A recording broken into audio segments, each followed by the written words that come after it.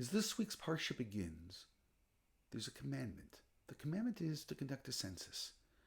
If one listens carefully to the text, one will hear that the point of the census is in order to create an army. The reason an army needs to be created is in order to start the next stage of Jewish history, and that is to enter into the land of Israel. It's interesting. When we left Egypt, there were all kinds of miracles. When we left Egypt, God didn't let us travel the shorter way where we would have met resistance and war. But now we're getting ready for war.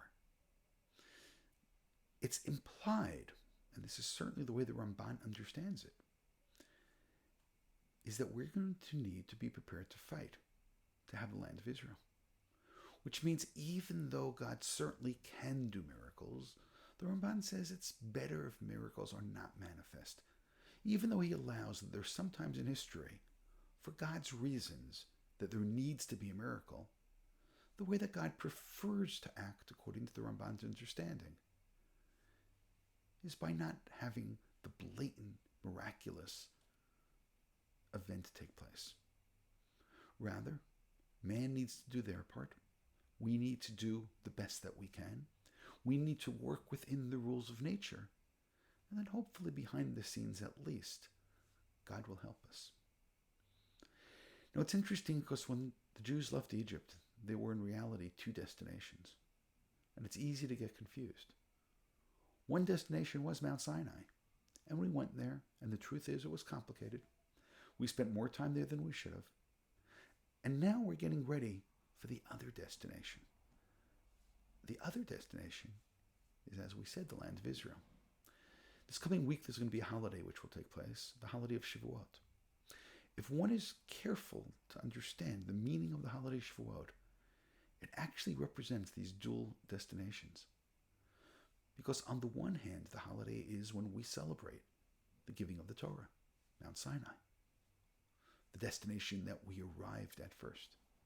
On the other hand, the holiday represents what's called Chag HaBikurim, where the farmer would bring the first fruits from the land of Israel over to the temple and thank God for God's involvement, by the way, God's involvement behind the scenes.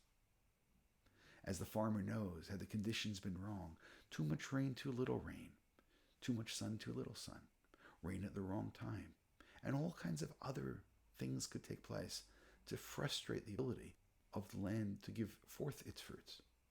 So it's interesting. Living in the land will require us to understand that indeed God is there behind the scenes.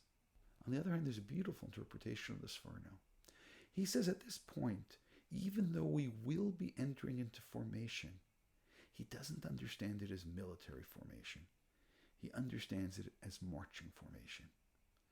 For he believes in this wonderful, I don't want to use the word fantasy, but this wonderful vision that all the nations of the world would understand that God promised the land of Israel to the Jewish people. And as the Jewish people make their way back to the land of Israel, the inhabitants will recognize that the rightful owners are there. And in this Seforno scenario, there will be no war and no bloodshed. Rather, the rightful owners come and they take their land. Unfortunately, his beautiful dream is, as of this point, still a dream.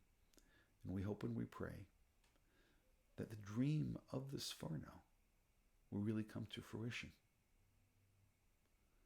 Shabbat Shalom and Chag Sameach.